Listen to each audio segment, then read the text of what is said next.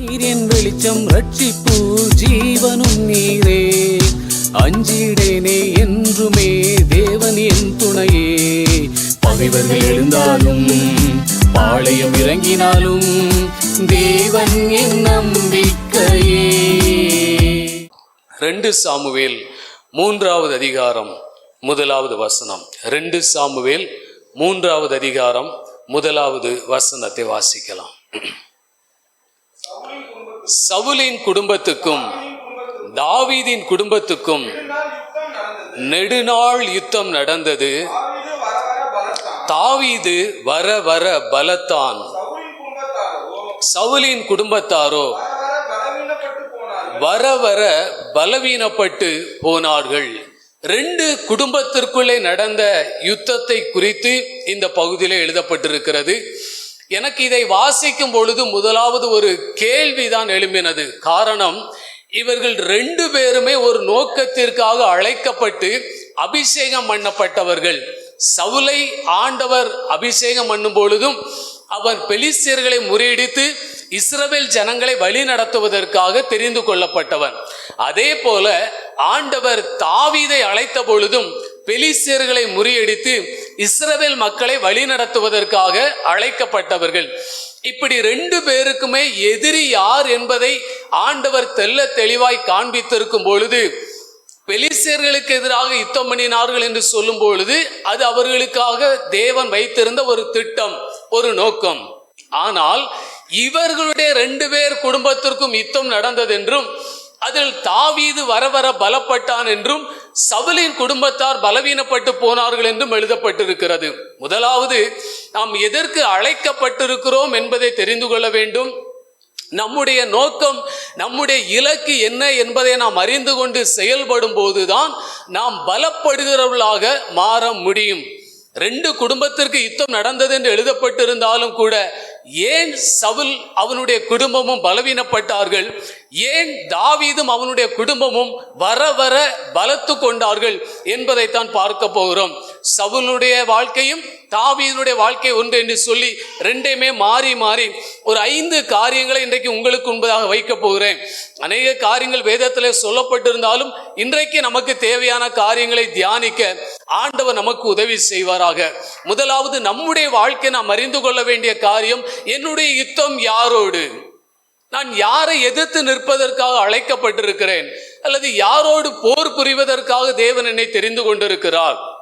சாத்தான் எப்பொழுதுமே நம்மை திசை திருப்புகிறவனாக இருக்கிறான். இன்றைக்கு அப்போஸ்தலர் நடபடிகள் 27வது அதிகாரத்தை காலையிலே நான் வாசித்துக் கொண்டிருந்த பொழுது, பவுலுடைய வார்த்தையை நம்பாமல் கப்பல் மாலுமியினுடைய அதிகாரியினுடைய வார்த்தையை நம்பி அவர்கள் கப்பல் யாத்திரை செய்ய புறப்பட்டார்கள். கொஞ்ச நேரத்திற்குள்ளே அவர்கள் போக வேண்டிய இடத்திற்கு போகக்கூடாதபடிக்கு ஈரோக்ளிதோன் அப்படிங்கிற காற்று அதன் மேல் மோதி அவர்களை திசை திருப்பிட்டு காற்றின் போக்கிலே கொண்டு போகப்பட்டோம் அப்படின்னு எழுதப்பட்டிருக்கிறது. சில நேரங்களிலே நாம் போக வேண்டிய இலக்குக்கு நேராக போகாதபடிக்கு திசை திருப்பப்படுவோம். நாம் எங்கே போகிறோம் என்பதை முதலாவது நம்முடைய வாழ்க்கையிலே சரியாய் புரிந்து கொள்ள வேண்டியது அவசியம். அப்பொழுது நான் வர வர பலப்படுகிற ஒரு மனிதனாக மாற முடியும். இவர்களை அழைத்தது பெலிஸ்தர்களோடு யுத்தம் பண்ணுவதற்கு தான். ஆனால் சவுல் எப்பொழுதுமே தாவீதை துரத்துகிறவனாக இருந்தான். ஆனால் ஒரு இடத்துல கூட தாவீது சவுலை துரத்தினான் என்று சொல்லப்படவில்லை. என்ன செய்யப்படவில்லை? அப்படி சொல்லப்படவே இல்லை. தாவீது சவுலை துரத்தினான்னு ஒரு இடத்துல நம்ம வாசிக்க முடியாது. ஆனால் சவுல் தாவீதை துரத்தி கொண்டே இருந்தான். ஆனால் பலப்பட்டது யாரு? தாவீதும் அவனுடைய குடும்பமும் தான் பலனுடையதாய் மாறிற்று. நம்முடைய யுத்தம் மனிதர்களோடு இல்லை. முதலாவது இதை தெளிவுபடுத்திக் கொள்ள வேண்டும். சவுலுடைய குடும்பமும் தாவீதுடைய குடும்பமும் யுத்தம் செய்வதற்கு எந்த அவசியமும் கிடையாது. ஏதாவது அவசியம் உண்டா? நீங்க வேதத்தை நல்லா படிச்சிருந்தீங்கன்னா உங்களுக்கு தெரியும். இந்த 2 குடும்பத்துக்கும் யுத்தம் வர்றதுக்கு காரணம் என்ன? சாத்தான் தன்னுடைய எல்லையை பெருக்கிக்க நினைக்கும் பொழுது, தன் எல்லை விரிவுபடுத்த நினைக்கும் பொழுது அவன் என்ன செய்கிறான்? நம்ம டைவர்ட் பண்ணி விட்டுறான், அவ்வளவுதான். அதுதான் சாத்தானுடைய மிகப்பெரிய தந்திரம். பவுல் கொரிந்து சபைக்கு எழுதும் போது சொன்னார், நீங்கள் ஒருவரை ஒருவர் கடித்து பட்சித்தால் அழிவீர்கள். அப்படி ஒருவரால் ஒருவர் அழிக்கப்படாதபடிக்கு நீங்க கவனமா இருங்க. அப்ப என்னுடைய யுத்தம் என்பது சத்துருவோடு மாத்திரம்தானே தவிர எந்த சக மனிதனோடும் இல்லை. இதை தாவீதனுடைய வாழ்க்கையில ஆரம்பத்திலேயே செய்ய பார்த்தான். முதலாவது இந்த முகவரையை சொன்னாதான் பின்னாடி நான் சொல்றது உங்களுக்கு புரியுங்கிறதுனால இதை சொல்லுகிறேன். தாவீதனுடைய முதல் யுத்தமே மிக பயங்கரமானது. கோலியாத்தோடு யாராலும் சண்டையிட முடியாது என்கிற ஒரு நிலைமையில்தான் தாவீது சண்டையிட வந்தான். அவன் சண்டையிடுவது வருவதற்கு முன்பதாக அவனுடைய அண்ணனை சந்தித்த உடனே அவங்க அண்ணவனை பார்த்து கொஞ்சம் கடிந்து கொண்டார். நீ அந்த கொஞ்சம் ஆடுகளை விட்டு இங்கே எதற்கு வந்தாய்? உன் இருதயத்தின் அகங்காரம், உன் துணிகரம் இதெல்லாம் எங்களுக்கு தெரியாதா என்று சொல்லி அவனுடைய சகோதரன், படையில் இருக்கிற சகோதரன் தாவீதை கடிந்து கொண்டு பேசும் பொழுது தாவீது அவனோடு சண்டையிடவில்லை. அப்படிதானே? தாவீது கேட்டிருக்கலாம், சண்டையிட வேண்டியவன்ட்ட சண்டையிடதற்கு துப்பு இல்லை, நீ ஏன்ட்ட வாய் சண்டைக்கு வரியா? நான் அப்படிதான் கேட்டிருப்பேன், நீங்களும் ஒருவேளை அப்படிதான் கேட்டிருப்பீங்க. அப்படித்தானே? ஆமா, சண்டையிட வேண்டிய கோலியாத் அங்க இருக்கிறான். அவன் கோஷம் போட்டுக்கிட்டு இருக்கிறான். அவன்கிட்ட போய் எதிர்த்து யுத்தம் பண்றதுக்கு இல்லாம என்ன சங்கதி ராஜா சொன்னார்னு விசாரிக்கிற என்கிட்ட நீ என்ன செய்கிற? சண்டைக்கு வருகிறாய், என்னை கடிந்து கொள்ளுகிறாய் அப்படின்னு தான் நம்ம கேட்டிருப்போம். ஆனா தாவீது ரொம்ப அமைதியா பேசிட்டார் அந்த இடத்துல. ஏன்னா தாவீதுக்கு தெரியும், நான் சண்டையிடணும்னா அது ஒரே ஒரு ஆள் தான், அங்க இருக்கிற மாதிரி அந்த பெலிஸ்தியனோடு மட்டும்தான். நீ என் சகோதரன், நீ என்னுடைய அண்ணன், உன் கூட சண்டை போடுறதுக்கு ஆண்டவர் என்ன செய்யல, இந்த இடத்துல கொண்டு வரல. இங்கே வந்ததற்கு ஒரு முகாந்திரம் இல்லையோன்னு சொல்லும் பொழுது உன் கூட சண்டை போடுறதுக்கு அங்க கொண்டு வந்தாரு. இல்ல, உன் கூட சண்டை போடுறதுக்கா என்ன ரட்சித்தாரு, இதற்காக என்ன அபிஷேகம் பண்ணினாரு, இதற்காக எனக்கு கிருபைகளை தந்தாரு. உங்களை ரட்சித்தது எதுக்கு? உங்களை அபிஷேகம் பண்ணினது எதற்கு? உங்களுக்கு கிருபைகளையும் வரங்களையும் கொடுத்தது எதுக்கு? யாரை பத்தி பேசுறதுக்கு? யாரு கூட சண்டை போடுறதுக்கு? சொல்லுங்க. என் எதிரி யாருங்கிறது எனக்கு அடையாளம் காட்டி கொடுத்திருக்கிறார். நமக்கு ஒரே ஒரு எதிரி, சத்துருவாய சாத்தான். அவனோடு சண்டையிடுவதற்கு நாம் பலமுடையவர்களாக இருக்கிறோம். எபேசியர் 6:10 வாசிக்கிறோம், கர்த்தரிலும் அவருடைய சத்துவத்தின் வல்லமையிலும் பலப்படுங்கள்னு சொல்லிட்டு தான் கீழே நமக்கு எவ்விதமான போராட்டங்கள் இருக்கிறது என்பதை ஆண்டவர் எழுதியிருக்கிறாரு. அப்ப தாவீதுக்கு தெளிவாய் தெரியும் தன் எதிரி யார் என்பதை. அதற்கு இடையில யார் என்ன பேசினாலும் தாவீது அவர்களோடு பேசுவதில்லை, தாவீது அவர்களோடு கூட சண்டையிடுவதில்லை. அதற்குரிய வாய்ப்பு கொடுக்கப்பட்டிருந்தாலும் ஒழிய அவன் அதை செய்யவே இல்லை. அப்ப இதுல முதலாவது நமக்கு என்ன செய்யணுங்க? ஒரு தெளிவு இருக்கணும். முதலாவது, நான் தேவன் எனக்கு என்னுடைய கொடுத்திருக்கிற அழைப்பின் அடிப்படையிலே, தெரிந்தெடுப்பின் அடிப்படையிலே சத்துருவை எதிர்த்து யுத்தம் பண்ணுவதற்காக அழைக்கப்பட்டவன். அவருடைய தந்திரங்கள் நாம் அறியாதவர்கள் அல்லவே அப்படின்னு எழுதப்பட்டிருக்கிறது. சாத்தானுடைய தந்திரத்தை, சாத்தானுடைய திட்டத்தை முதலாவது நம்முடைய வாழ்க்கையை சரியாய் புரிந்து கொண்டவர்களாக நாம் நடக்க வேண்டும். எந்த மனிதரும் அல்ல எதிரி, ஆனால் மனிதர்களை கொண்டு நம்மை தாக்க வேண்டும் என்பதற்காக சில நேரங்களே மனிதர்களை உபயோகப்படுத்துகிறான், அவ்வளவுதான். அதனால நான் செய்ய வேண்டியது, ஆண்டவர் பேதுருவை பார்த்து சொன்னது போல, எனக்கு பின்னாக போ சாத்தானே, அவ்வளவுதான். சாத்தானே பின்னால போ, பேதுருவே முன்னாலவா. அதான் அதனுடைய அர்த்தம். நான் அப்படிதான் புரிந்து கொள்ளுகிறேன். ஆண்டவர் என்ன சொன்னாரு? இயேசு கிறிஸ்துவை கடிந்து கொள்ளும்படியான வார்த்தைகள் பேசப்பட்ட பொழுது, சிலுவைக்கு போக வேண்டாம் என்று சொன்ன பொழுது ஆண்டவர் பேதுருவை பார்த்து பேசின வார்த்தை என்ன? பேதுரு அல்ல, அவனுக்கு உள்ள இருந்து பேசின பிசாசை பார்த்து பேசினது என்றுதான் நான் நம்புகிறேன். எனக்கு பின்னாக போ சாத்தானே. அப்படின்னா சாத்தானே நீ போ, பேதுருவே நீ வா.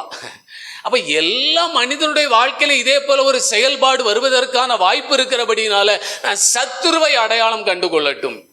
ஆகவேதான் தன்னுடைய எல்லா யுத்தங்களுக்கும் தாவீது ஆண்டவரை சார்ந்திருந்தான். சவுலின் குடும்பம் தனக்கு எதிராக எதிர்த்து யுத்தம் பண்ணுகிறது என்பதை தாவீது அறிந்திருந்த போதிலும் கூட தாவீது என்ன சொல்கிறார் தெரியுமா? வாசிங்க ஒரு வசனத்தை, 2 சாமுவேல் 3வது அதிகாரம் 39வது வசனம். 2 சாமுவேல் 3:39. நான் ராஜாவாக அபிஷேகம் பண்ணப்பட்டவனாய் இருந்த போதிலும், யாரு சொல்றாங்க? தாவீது சொல்றாருங்க. நான் ராஜாவாக அபிஷேகம் பண்ணப்பட்டிருக்கிறேன், எல்லாம் நல்லது. ஆனா நான் யாருதான்? இன்னும் பலவீனன், செருயாவின் குமாரராகிய இந்த மனுஷர் என் பலத்திற்கு மிஞ்சினவர்களாய் இருக்கிறார்கள். அந்த பொல்லாப்பை செய்தவனுக்கு தன்னை எதிர்த்து சண்டையிட்டு கொண்டிருக்கிற குடும்பத்தை குறித்து தாவீது சொல்லுகிறார், என் பலத்தை விட அவங்க பலத்தில மிஞ்சினவர்கள் ஐயா. அப்ப எப்படி தாவீது வர வர பலத்தாரு? தாவீதே சொல்றாரு, இந்த குடும்பத்தை இவர்களை எதிர்த்து யுத்தம் பண்ணக்கூடிய அளவில் எனக்கு பலன் கிடையாதுன்னு தாவீதே சொல்லுகிறாரு. ஆனாலும் தாவீது வர வர பலத்தான் என்று எழுதப்பட்டிருக்கிறது. காரணம் என்ன? ஏனென்றால் அவர்கள் தாவீதை சத்துருவாக எண்ணி யுத்தம் பண்ணினார்கள், அதனால பலவீனம் அடைந்தார்கள். தாவீது அவர்களை சத்துருவாக எண்ணியதே கிடையாது. தாவீது என்ன செய்யல? என்னுடைய ஆவிக்குரிய வாழ்க்கையில நான் பலன் அடைய வேண்டுமானால் என் எதிரி யாருங்கிறத அடையாளம் கண்டு அவனை எதிர்க்க வேண்டுமே தவிர எதிரியினால் இயக்கப்படுகிறவளை எதிர்த்து விடக்கூடாது. அப்படிதானே? மனிதர்கள் சில நேரங்களிலே சத்துருவினால் இயக்கப்படுவார்கள், தூண்டிவிடப்படுவார்கள். யூதாசை தூண்டினது போல, பேதுருவை தூண்டினது போல ஏதோ ஒரு நிலையில தூண்டிவிடப்படுவார்கள். அதனால நான் அந்த மனிதர்களை எதிர்த்து விடாதபடி அந்த மனிதர்களை கொண்டு செயல்படுகிற சத்துருவையே நாம் எதிர்க்கிறவர்களாக காணப்பட வேண்டும். அப்பந்தான் நான் வர வர பலன் அடைய முடியும். தாவீது அப்படிதான் தன்னுடைய வாழ்க்கையில பலன் அடைந்தார். மட்டுமல்ல, தாவீதுடைய நம்பிக்கை சங்கீதம் 18:1 சொல்லுகிறார், என் பலனாகிய கர்த்தாவே. சங்கீதம் 27:1 சொல்லுகிறாரு, கர்த்தரின் ஜீவனின் பலனானவர். இப்படி தன் வாழ்க்கையிலே தன்னை சார்ந்து நிற்காமல் எல்லாம் தன்னுடைய தேவன் தான், அவராலே தான் சேனைக்குள்ளே பாய முடியும், அவராலே தான் மதலை தாண்ட முடியும், அவராலே தான் ஜெயம் பெற முடியும் என்று எல்லாவற்றிலையும் கர்த்தரையே தாவீது சார்ந்திருந்தபடியினால் அவன் வர வர பலத்தான். நீங்க ஏதாயிலும் செய்து விடலாம் என்று நினைக்கிறீங்களா? உங்க வாழ்க்கையில என்னுடைய பலத்தினால் அல்லது என்னுடைய அறிவினால் அல்லது என்னுடைய சாமர்த்தியத்தினால் அல்லது என்னுடைய செயல் புரிதலின் திறமையினால் நான் ஏதாவது செய்து விடலாம் என்று நினைத்தேனே, ஆனால் நான் தோற்று போய் விடுவேன். தாவீது வர வர பலன் அடைந்ததற்கு காரணம், ஒன்று அவன் மனிதனை எதிரியாக நினைத்து செயல்படாதது, இன்னொன்று அவன் தேவனையே சார்ந்து கொண்டது. இதைத்தான் நாம செய்யணும். தாவீது இதைதான் அவனுடைய வாழ்க்கையில செய்தாரு. சவுல் அதை செய்யாமல் விட்டுவிட்டபடியினால் அவன் குடும்பம் பலவீனப்பட்டு போனது என்று எழுதப்பட்டிருக்கிறது. ஆகவே சவுலுடைய வாழ்க்கையிலையும் தாவீதனுடைய வாழ்க்கை நடந்த ஒரு 5 காரியத்தை முதலாவது உங்களுக்கு முன்பதாக நான் வைக்கிறேன். வாசிக்கலாம். 1 சாமுவேல் 14வது அதிகாரம் 52வது வசனம். 1 சாமுவேல் 14:52.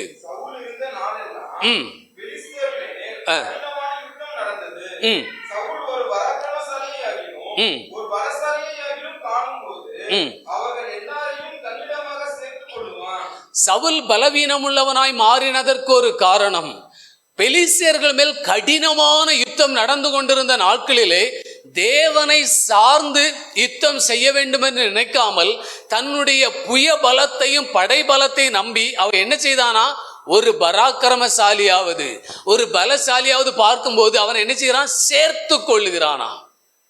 வீழ்ச்சி எங்க ஆரம்பிக்குது பாருங்க. எதிரிகள் வந்து நிற்கிறாங்க, எதிரிகளை முறியடிக்கிறதுக்கு ஆண்டவர் தான் இவனை தெரிந்து கொண்டிருந்தார். இவன் தேவனை சார்ந்து கொள்ளாமல் சவுல் என்ன செஞ்சிட்டாரு, ஒரு பலசாலி வரும்பொழுது ஒரு பராக்கிரமசாலியும் கூட்டி சேர்த்துட்டா யுத்தத்துல வெற்றி பெற முடியுமா? முடியாது. ஆனா தாவீதை பாருங்க, வாசிங்க. 1 சாமுவேல் 22வது அதிகாரம் 1வது 2வது வசனம். 1 சாமுவேல் 22:1-2.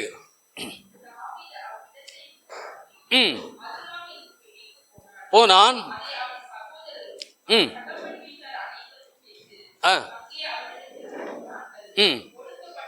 ஒடுக்கப்பட்டவர்கள், கடன்பட்டவர்கள், முறுமுறுக்கிறவர்கள் யாவரும் அவனோட கூடிக்கொண்டார்கள், அவன் அவர்களுக்கு தலைவனானான் என்று சொல்லப்பட்டிருக்கிறது.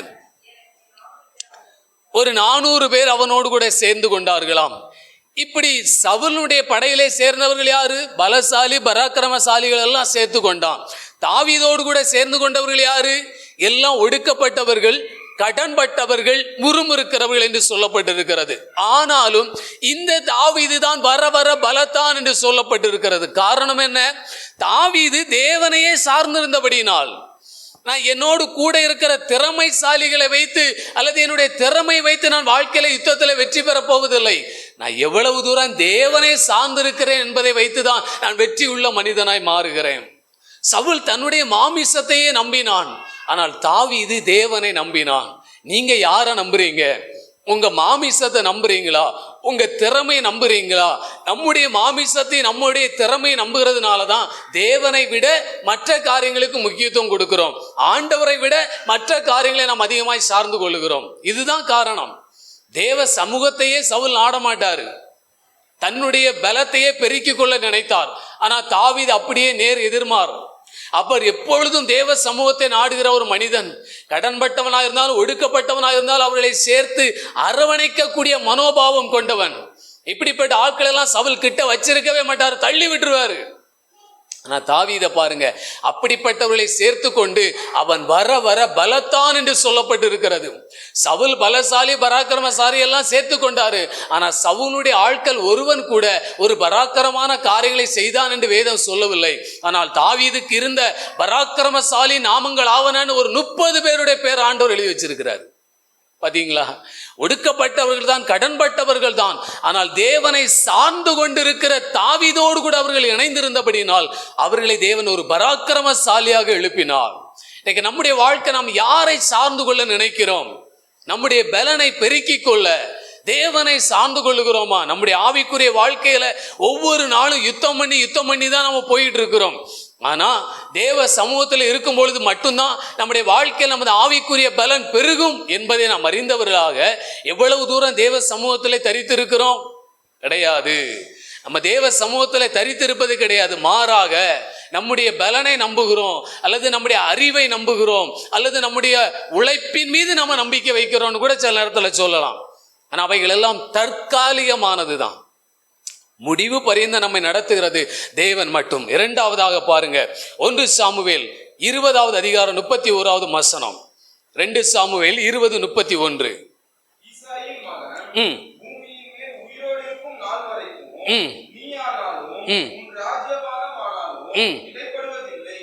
பாத்தீங்களா? சவுல் சொல்லுகிறாரு, தன் மகனாகிய யோனத்தானை பார்த்து சொல்லுகிறாரு. என்ன சொல்றாரு? தாவீது உயிரோடு இருக்கிறது வரைக்கும் இந்த ராஜ்யபாரம் உனக்கு கிடைக்காதுப்பா, அவன் சாகணும். ஏன்? இந்த சிங்காசனத்தை நாம தக்க வைக்கணும்னா, நம்முடைய பதவியை நாம தக்க வைத்துக் கொள்ள வேண்டுமானால் தாவீது என்ன செய்யணும்? அழிய வேண்டும் என்று சொல்லுகிறார். ஆனா தாவீது எப்படி இருந்தார் பாருங்க. 2 சாமுவேல் 15:25. 2 சாமுவேல் 15:25 பாருங்க.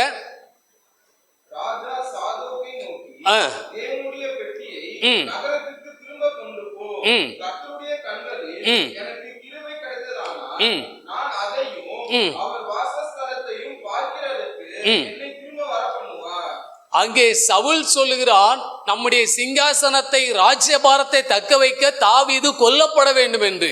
இங்கே தாவீது ராஜாவாக இருந்த போதிலும் அப்சலோமுக்கு இப்பொழுது பயந்து அவன் ஓடுகிற ஒரு சூழ்நிலை. அவன் தன்னுடைய சிங்காசனத்தை காப்பாத்திக்க நினைக்கல. தாவீது நினைச்சிருந்தா எதிர்த்து போரிட்டு இருக்க முடியும். ஆனா தாவீதுனுடைய எண்ணம் தன்னுடைய சிங்காசனத்துல இருக்கணுங்கிறது கிடையவே கிடையாது.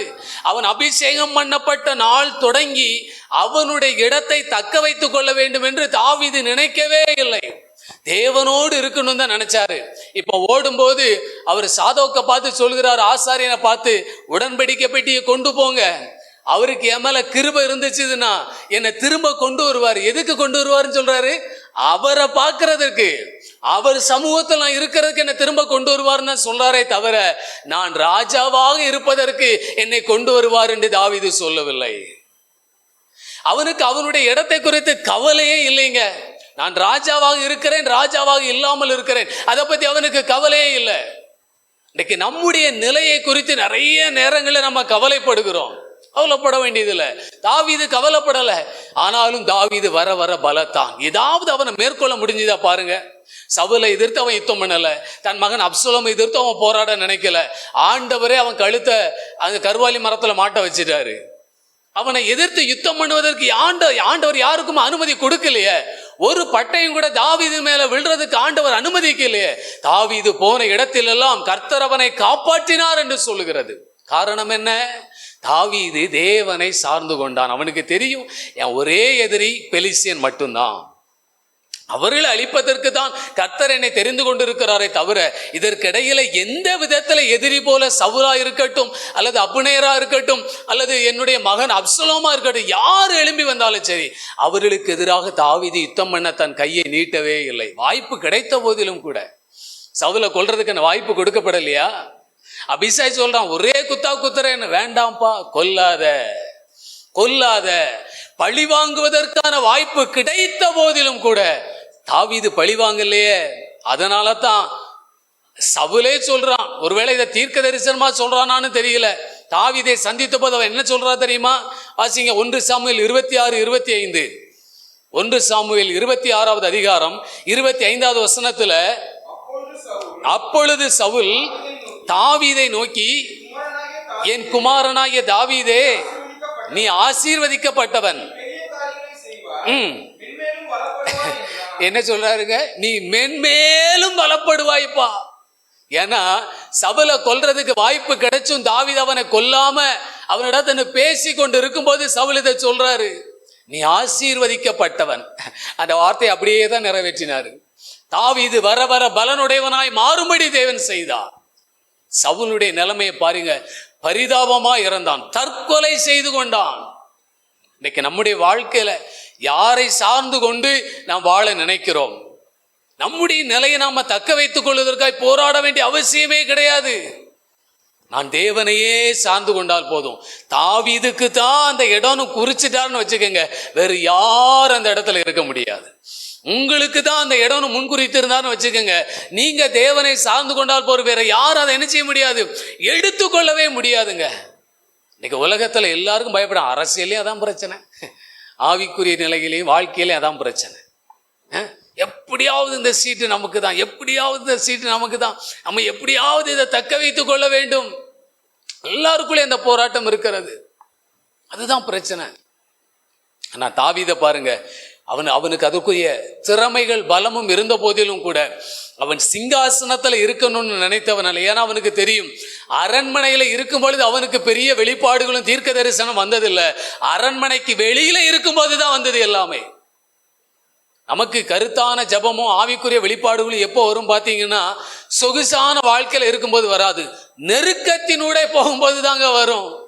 ஏன்னா அப்பந்தான் உள்ளம் உடைஞ்சி தேவனை நோக்கி கூப்பிடுவோம். நெருக்கப்படுகிற நிலைமையில தான் தேவனை நோக்கி ஒரு மனதோடு ஜபிப்போம். எல்லாம் சுமூகமாய் நல்லா இருக்கும் பொழுது நம்முடைய ஜபங்களே வித்தியாசமா தான் இருக்கும். யோசித்து பாருங்க, அந்த அனுபவத்துல நீங்க போயிருந்தீங்கன்னா உங்களுக்கு தெரியும். நெருக்கங்களும் ஒடுக்கங்களும் பிரச்சனைகள் வரும்போது அப்படி எழுதியதுதான் சங்கீதத்தினுடைய 3/4 சங்கீதம், கிட்டத்தட்ட 70 சங்கீதங்களுக்கு மேல தாவீது பாடுவதற்கு கர்த்தர் அவனுக்கு அனுக்கிரகம் செய்தார். அதெல்லாம் அரண்மனையிலிருந்து எத்தனை பாடி இருப்பாரு? ரொம்ப சொற்பமானதுதான் இல்ல. அவருடைய ஆரம்ப நாட்களில அவர் துரத்தப்பட்ட பொழுது, விரட்டப்பட்ட இந்த நேரங்கள்ல தான் தேவனுடைய ஆறுதலான வார்த்தைகள் நமக்கு ஆறுதல் கொடுக்கிறது பூரா அந்த சங்கீதங்கள் தான். அவன் விரட்டும் போது பாடப்பட்டார் பார்த்துங்க, அவர் நெருக்கப்படும் போது கஷ்டப்படும் போதும் தாவீது எழுதினார் அல்லவா, அந்த சங்கீதம் தான் நம்முடைய வாழ்க்கையில மிகுந்த ஆறுதலை அளிக்கிறதா இருக்கிறது. இன்றைக்கு நம்முடைய நிலை என்ன? நம்முடைய நிலையை தக்க வைத்துக் கொள்வதற்காக ஒருபோது நாம் போராட வேண்டியதில்லை. நாம் தேவ சமூகத்தை விரும்புகிறவர்களாய் நாம போராடுவான். எனக்கு அவருடைய சமூகம் போதும், எனக்கு அவருடைய பாதம் போதும், எனக்கு அவருடைய பரிசுத்த ஸ்தலத்துல ஒரு குச்சி போன்ற ஒரு இடம் கிடைத்தாலும் போதும். ஏசாயால வாசிக்கிறது போல, அது போதும் ஆண்டவரே, எங்களுக்கு ஒரு சிறிய இடம் போதும் உங்க சமூகத்தில் அமர்ந்திருப்பதற்கு.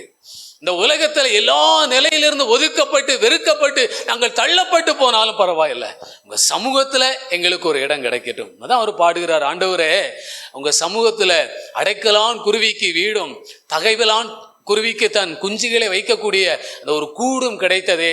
என் வாழ்க்கையில அதை மாதிரி இருந்தா போதும் ஆண்டவர், எனக்கு அரண்மனை தான் வேணும், சிங்காசனம் தான் வேணுங்கிறதல்ல. ஏன்?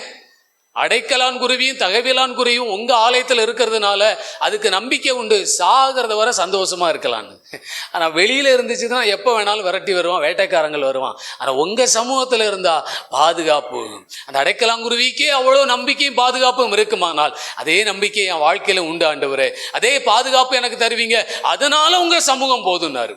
அதனால ஆகாமிய கூடாரத்தை விட எங்களுக்கு தேவ சமூகம் போதுங்கிற நம்பிக்கையில தான் பக்தர்கள் எல்லாரும் அன்றைக்கு பாடினார்கள். அவனுக்கு கொடுக்கப்பட்ட ஒரு பெரிய கிருபை. நம்முடைய வாழ்க்கையிலையும் நாம் நம்முடைய நிலையை தக்க வைத்துக் கொள்வதற்காக அல்ல, தேவனுடைய சித்தத்திலே நிலைத்திருப்பதற்காக போராடுவோம். கர்த்தர் நமக்கு ஒரு கிருபைகளை தருவாராக. இன்னொரு வசனத்தை நீங்க வாசிங்க, 1 சாமுவேல் 22வது அதிகாரம் 8வது வசனம். 1 சாமுவேல் 22:8, அடுத்தது 1 சாமுவேல் 30:6, ரெண்டையும் வாசிங்க.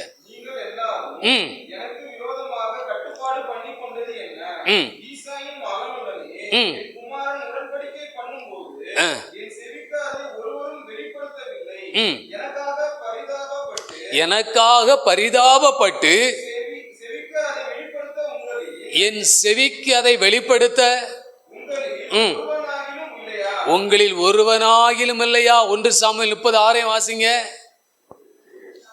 தாவீது மிகவும் நெருக்கப்பட்டான்.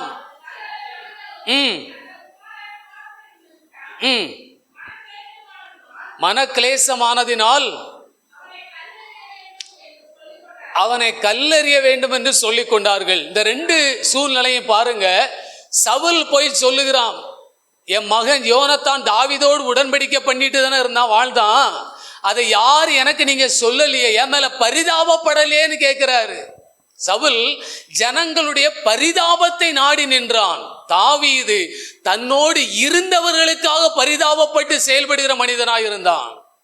ஏன் தாவீது வர வர பலப்பட்டான்? இன்றைக்கு எல்லாருக்கும் இந்த ஒரு மனநிலை உண்டு. எனக்காக யாரு பரிதவிப்பாங்க, என் மேல யாரு பரிதாபம் காட்டுவாங்க, யாருக்கு என் மேல அக்கறையே இல்லை, யாருக்கு என் மேல கரிசனையே இல்லை, யாருக்கு என் மேல பரிதாபமே இல்லை, அதனால யார் எனக்கு உதவி செய்யறதே இல்லை. சவுலும் அப்படிதான் நினைச்சிட்டு இருந்தான். இப்ப என் மேல உங்களுக்கு யாருக்குமே பரிதாபம் வரலையாப்பா? நீங்க யாராவது எனக்கு இதை சொல்லியிருக்கலாம்ல, உங்க மகன் அவனோடு தான் கைகோர்த்து நடக்கிறாங்கிறத நீங்க எனக்கு சொல்லியிருக்கலாம்ல அப்படின்னு சவுல் தனக்காக ஜனங்கள் பரிதாபப்படும்படி ஜனங்களுடைய அனுதாபத்தை தேடினான். ஆனால் தாவீதுக்கும் அவனோடு இருந்தவர்களுக்கும் நெருக்கம் வந்த பொழுது தாவீது தன்னை தேவனுக்குள்ளே திடப்படுத்தி கொண்டு இப்ப இருக்கிறவங்க எல்லாம் அவனுக்கு எதிராய் நின்ற போதிலும் கூட, அந்த சூழ்நிலையை பாருங்க, இருக்கிறவங்க எல்லாரும் அவனுக்கு எதிராய் நின்ற போதிலும் கூட அவனுடைய மனநிலை இப்ப என்ன தெரியுமா? என்னால் உங்களுக்கு மீட்பு வரும். ஆண்டவரிடத்துல ஜெபிக்கிறான், தேவனுடைய சத்தம் கேட்கிறான், அவருடைய இழந்த மனைவி, பிள்ளைகள், பொருட்கள் எல்லாவற்றையும் மீட்டு கொண்டு வந்து கொடுக்கிறான். பரிதாபத்தை தேடினானா? ஏன் உங்க பொண்டாட்டி போனது மாதிரி தான்ப்பா என் பொண்டாட்டியும் கடத்திட்டு போயிருக்கான், என் பொண்டாட்டி பிள்ளைகளையும். உங்க சொத்து போனது போலதான்ப்பா என் சொத்தும் போயிருக்குது. அப்ப எனக்கா நீங்க பரிதாபப்பட வேண்டிய இழப்பு எனக்கும் தானே வந்திருக்குது. சவுல் அங்க ஒண்ணு இழக்கல, ஆனா அவன் பரிதாபத்தை தேடுகிறான். இவன் எல்லாம் இழந்திருக்கிறான்.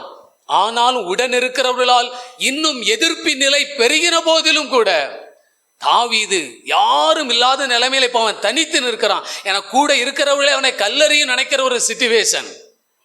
கர்த்தருக்குள்ளே தன்னை திடப்படுத்தி கொண்டு நல்ல ஒரு தலைவனாக அவன் செயல்பட்டான். அதுதான் அவனுடைய மனநிலை. ஆண்டவரே, இப்ப நான் என்ன செய்யறதுக்கு ஆண்டவரே? நான் அந்த தண்டை பின்தொடரட்டுமா? எனக்கு வெற்றியை தருவீங்களா? ஆண்டவர் அனுப்பினார். அதிலே ஒரு 200 பேர் உட்கார்ந்துட்டாங்க போகாம. அதை குறித்து அவன் சோர்வடையல. எல்லாரையும் ஒன்று போல பாவித்து காரியங்களை செய்தான். இன்னைக்கு நமக்கு அனுதாபம் வேணுமா? இன்னைக்கு நம்ம மேல பரிதாபப்படணும்னு நினைக்கிறீங்களா?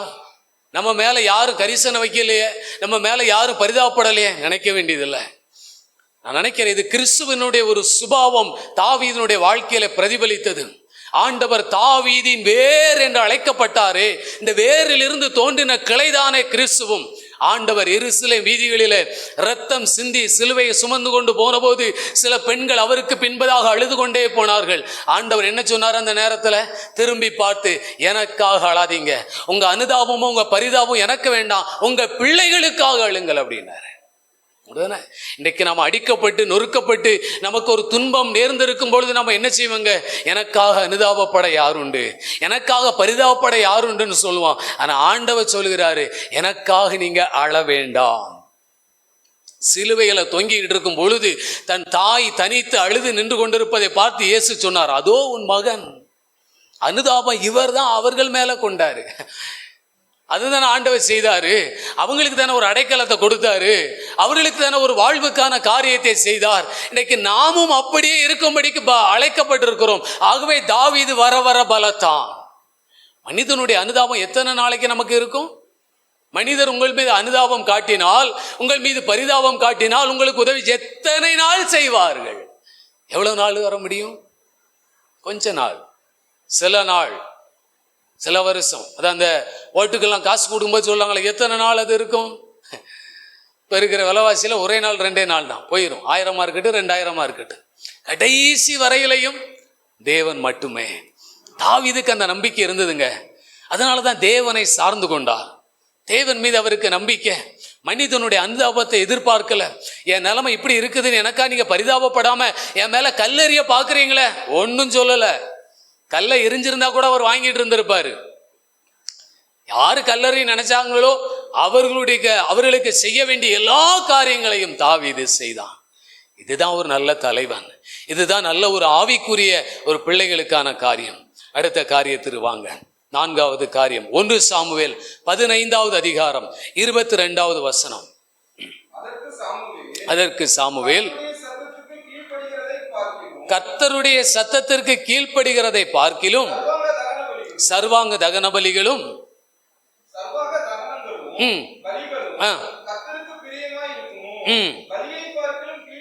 கீழ்ப்படிதலும்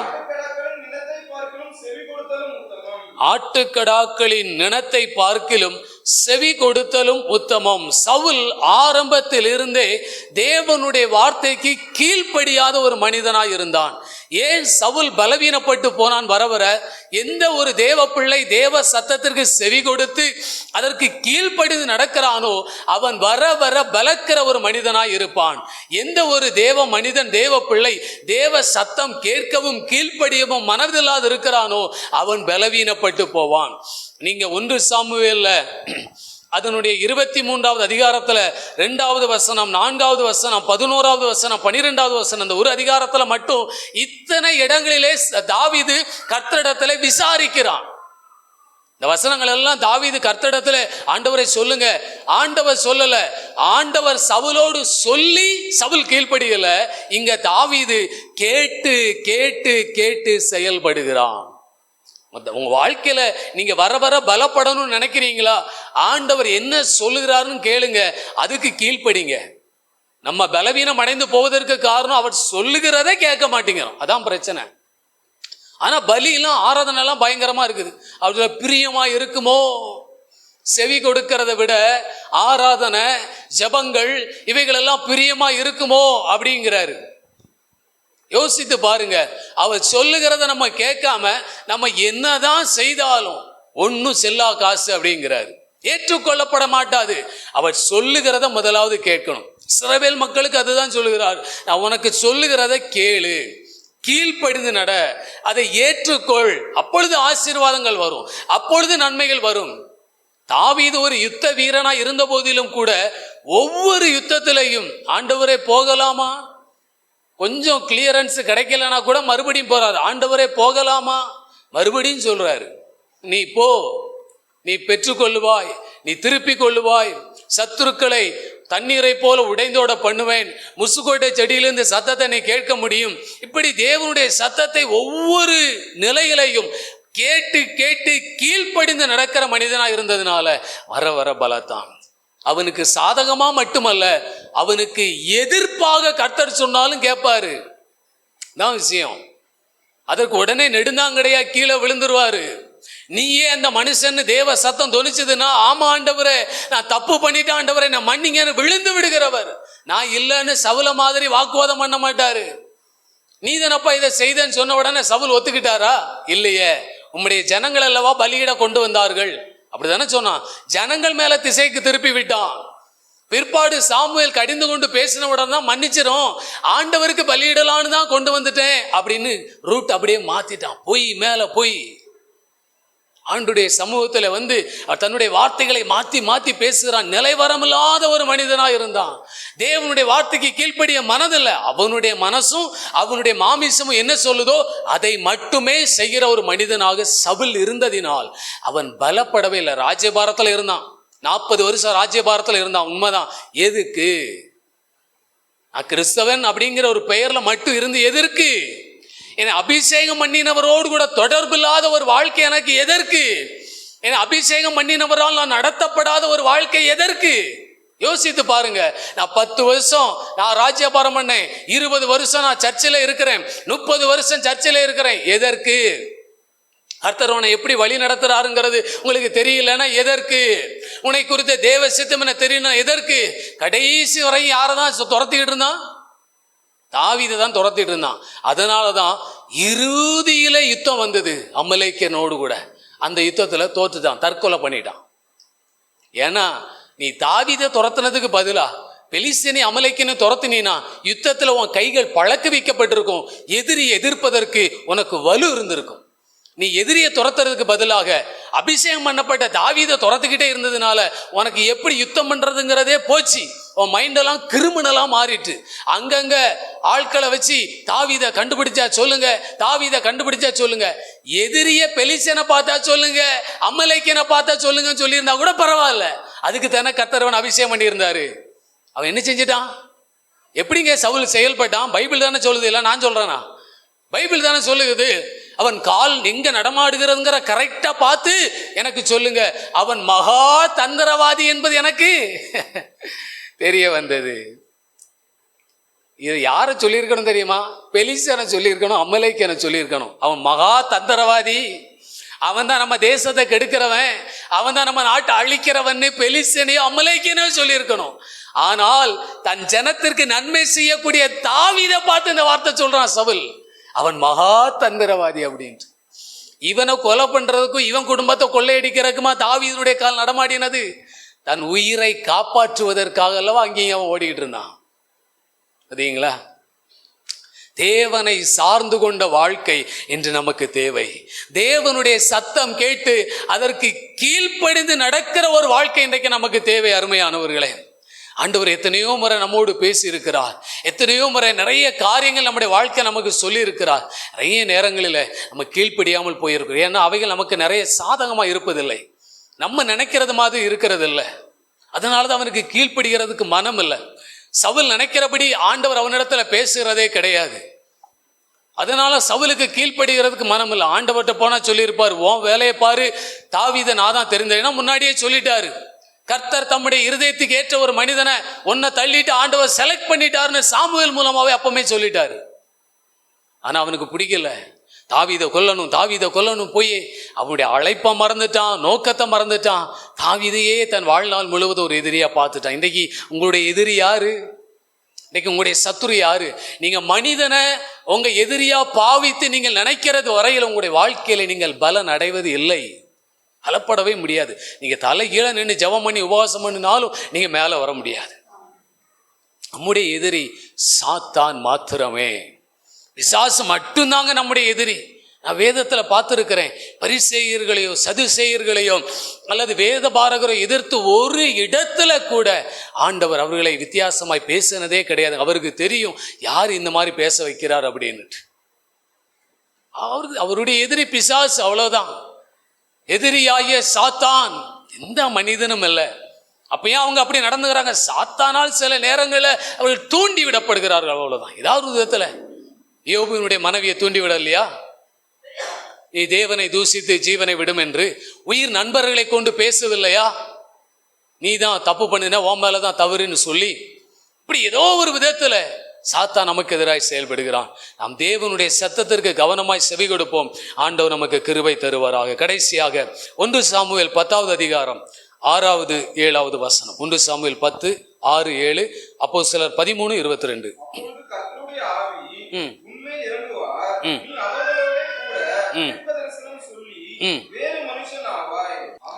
கர்த்தருடைய ஆவி உன்மேல் இறங்குவார் என்று சொல்லப்பட்டிருக்கிறது. கர்த்தர் அவனுக்கு வேற இருதயத்தை கொடுத்தார் என்று 9வது வசனத்திலே சொல்லப்பட்டிருக்கும். தேவனுடைய ஆவியை பெற்ற ஒரு மனிதன், வேற இருதயத்தை பெற்ற ஒரு மனிதன், இந்த ரெண்டும் அவனுக்கு கொடுக்கப்பட்டிருந்தாலும் கூட, நல்லா கவனிங்க, ஏன்னா நம்முடைய வாழ்க்கையில நாம எடுக்கிற சில தீர்மானங்கள், முடிவுகள் தான் பின் நாட்களில நம்ம எப்படி இருக்க போகிறோங்கிறத நிர்ணயிக்கிறது. தேவ ஆவி இறங்கினது எல்லாம் உண்மைதான். கர்த்தர் வேற இருதயத்தை கொடுத்தார் என்பது உண்மைதான். கர்த்தர் வேற இருதயத்தை அவனுக்கு கொடுத்திருந்தாலும் அவனுடைய யோசனைங்கிறது அங்கிருந்து தானே வரும் இல்ல? அவன் அந்த இருதயம் தான், வேற இருதயம் தான். ஆனா அதுலயும் தேவனுக்கு பிரியமில்லாத எண்ணங்கள் தான் வந்தது.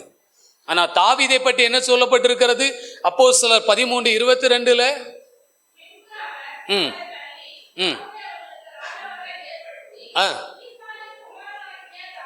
ஈசாயின் குமாரனாகிய தாவீதை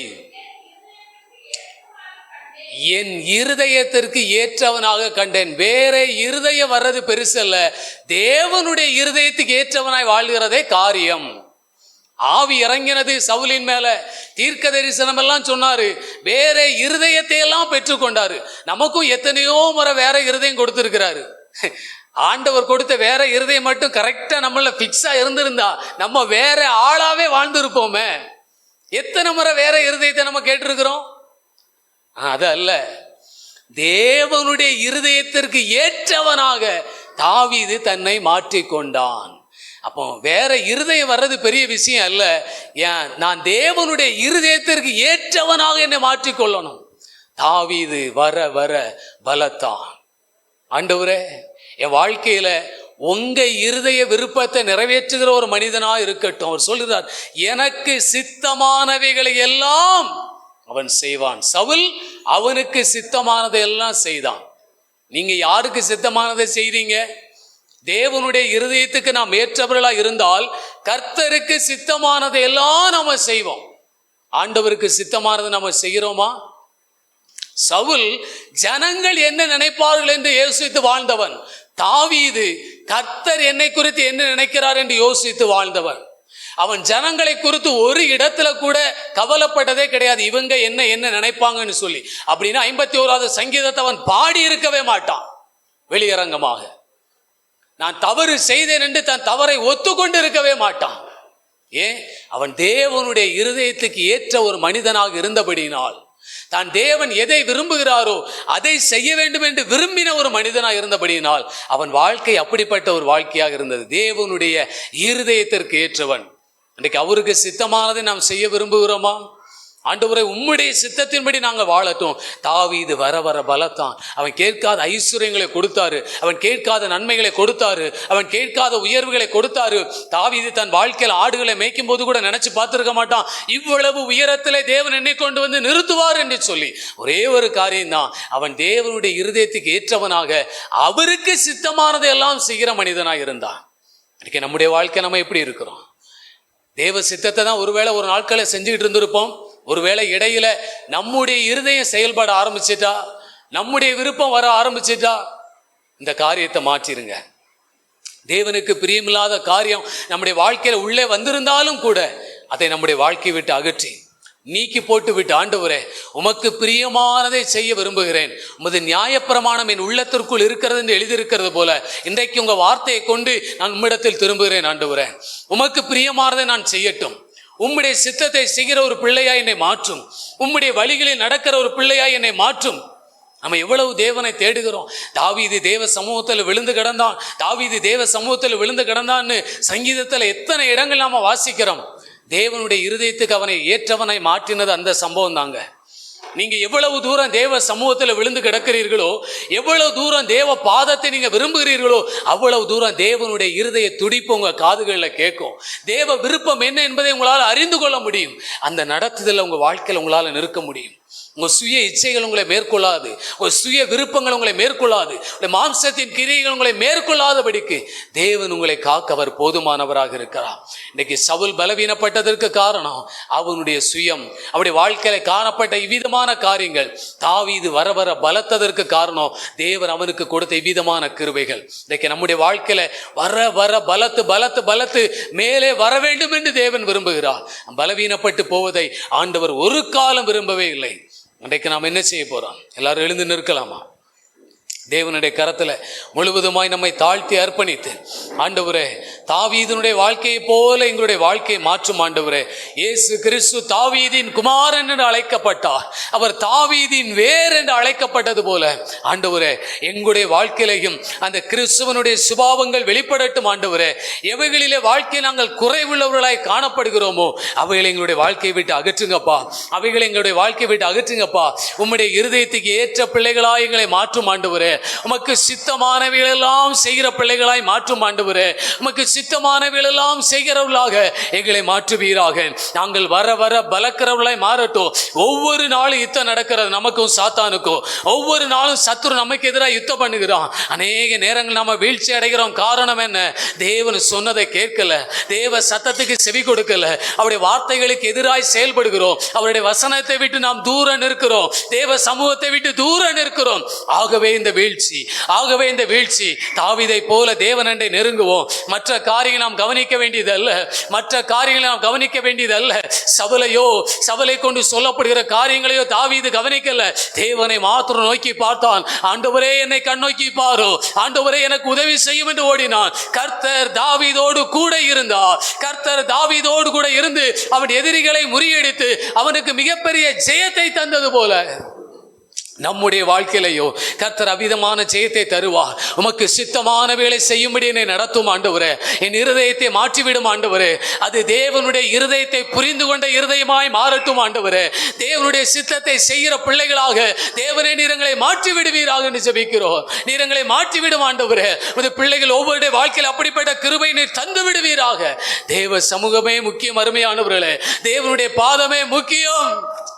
எல்லா காரியங்களையும் தூக்கி எறிஞ்சிருங்க. அதை விட வேறு எதுவும் நமக்கு முக்கியமானதா இருந்து விட வேண்டாம். நீரே என் அடைக்கலம் கோட்டை, என் தஞ்சமே, நான் நம்பும் தெய்வமே நீரே என் அடைக்கலம் கோட்டை, என் தஞ்சமே, நான் நம்பும் தெய்வமே என் பலனான கண்மலையே.